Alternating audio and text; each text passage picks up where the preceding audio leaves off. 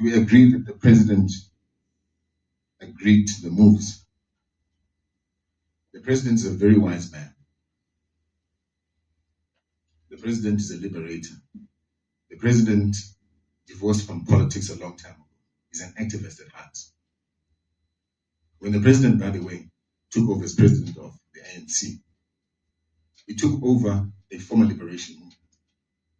And what you can see is when he started to want to implement policies that were radical, to take it back to its liberation days, implementing revolutionary policies, they stopped him.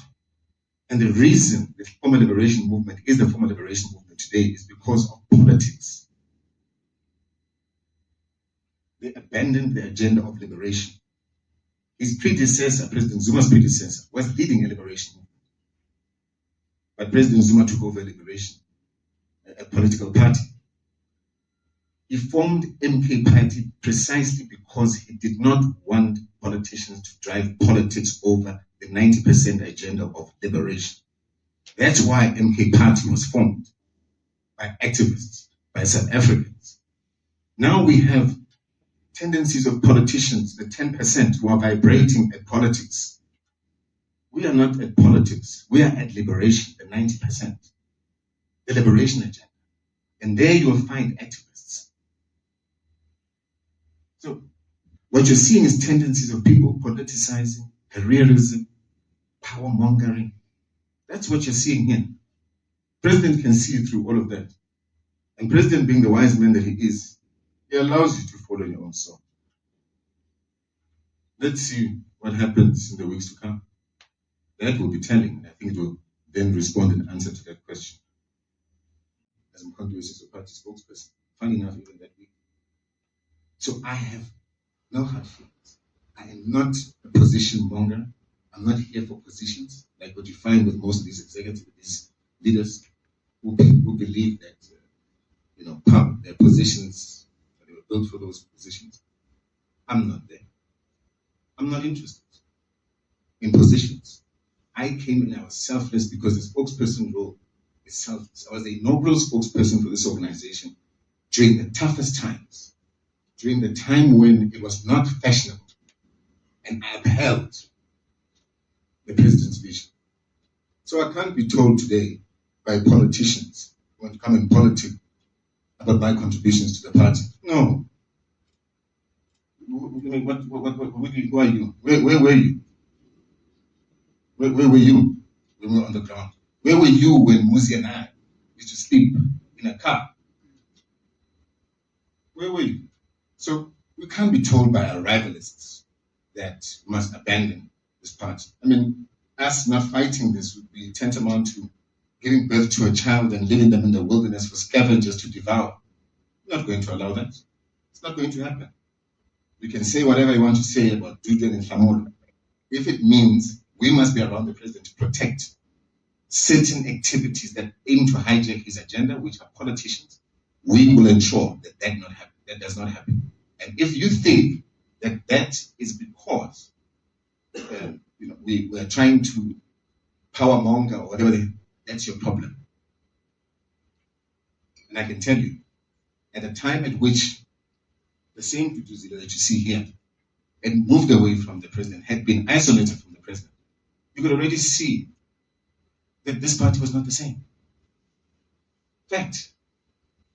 So that then I think is important to highlight. As uMkhonto, weSizwe party spokesperson, funny enough, even that week. So I have no hard feelings. I am not a position monger. I'm not here for positions, like what you find with most of these executives, these leaders who believe that, their positions, they were built for those positions. I'm not there. I'm not interested in positions. I came in, I was selfless because the spokesperson role is selfless. I was the inaugural spokesperson for this organization. I do blame the people around the leadership. And I don't feel betrayed by my father. I, again, blame the people around him. Yeah. Later on the phone. And have I had a sit down with him? No, we haven't had a sit down yet. I'm scheduled to be with him from next week, so we'll probably have a discussion about it then. When it comes to the signatories in Parliament and IEC, I think this is when we start asking the question, where were you? Because at the initial stages of MK, we ran into a lot of problems like Jabulani Kumalo. So there were many things that were done, many decisions that needed to be taken that the people that weren't there have no idea of. And one thing that we've always done is whoever comes in, we always openly say, we've been here, ask us what you need, we're willing to give you all the information that you have. If they had come to us with information on why I held all these positions is, when we first got to Parliament, it was myself and Comrade Seat at the time.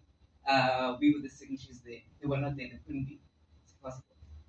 And when it comes to IEC, this is when we were fighting Jabulani Kumalo, and at that time it was the NIC, which was the National Interim Corps, took the decision in a meeting in our Hyde Park headquarters at that time, which was my house.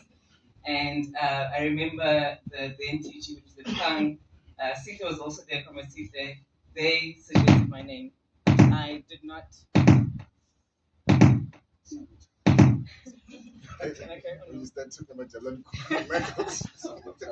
Well, I'll just speak loud. So yeah.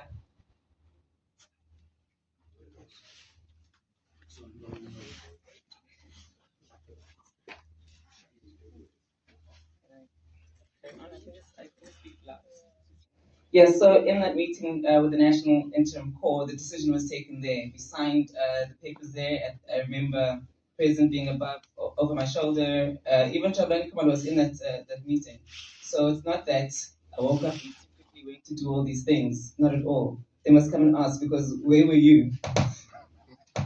With regards to Hillcrest, I think all I'll say on that is, I'm trying to remember the comrades' names. Comrade Tony Yengeni, Comrade Daxin Seko, Comrade Brian Molefe, Comrade Nomvalo, the SG. They might be able to tell us a little bit more about that, because I think that's even where the finance policy was done. Maybe when you find them, you can ask them. Thank you.